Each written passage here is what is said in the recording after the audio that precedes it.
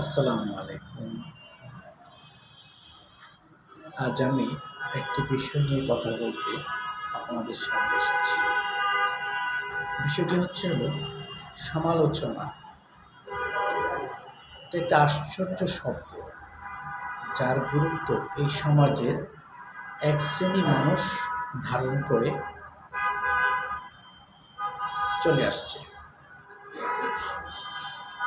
সমালোচনা করতে গেলে কোনো যোগ্যতা লাগে না, অনেকেই বলে। তবে আমি বলি এটার কিছুটা ভুল আছে, কারণ সমালোচনা কিন্তু সকলেই করতে পারে না।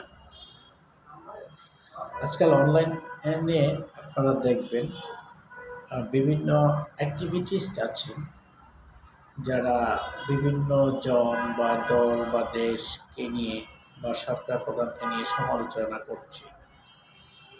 তো তার মানে এই না যে আমরা বলতে পারবো যে যারা সমালোচনা করে তাদের কোনো যোগ্যতার প্রয়োজন হয় না। এই জন্যই আমি বললাম যে সমালোচনা করতে যোগ্যতার প্রয়োজন হয়। তবে হ্যাঁ, কিছু কিছু লোক আছে যারা সমালোচনা করতে গিয়ে কার কি স্থান না বুঝে সমালোচনা করে। আমি তাদেরকে বলবো যে তারা সমালোচনা করতে জানে, বাট তারা ওইটার জন্য অযোগ্য।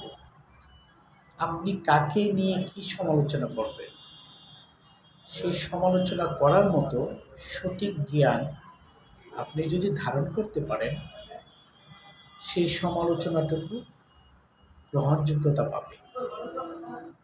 এমন কোনো সমালোচনা করা যাবে না যে সমালোচনাটুকু করার পরে সেটা গ্রহণযোগ্যতা পাবেন না, বরঞ্চ উল্টো আপনি এই সমালোচনার জন্য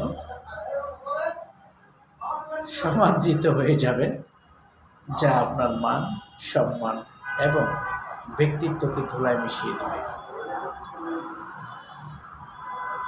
তো আমি আশা করব আপনারা যারা সমালোচনা করেন বা করতে চান,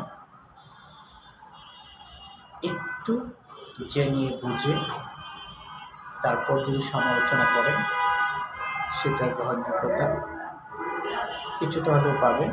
আর যদি গ্রহণযোগ্যতা নাই পান, তবে নিজের কাছে এতটুকু হলেও আত্মতৃপ্তি পাবেন যে আমি তো এটা জেনে বুঝে বলেছি, হয়তো বা এটা ভালো হয়েছে বা মন্দ হয়েছে। সেই জ্ঞান বিচার যদি আপনার কাছে থাকে, তাহলে অবশ্যই আপনি ভালো কিছু করে সমালোচনা করবেন, আর তার জন্য পুরস্কারে পুরস্কৃত না হন, খুব বেশি একটা তিরস্কৃত হবেন না। ধন্যবাদ।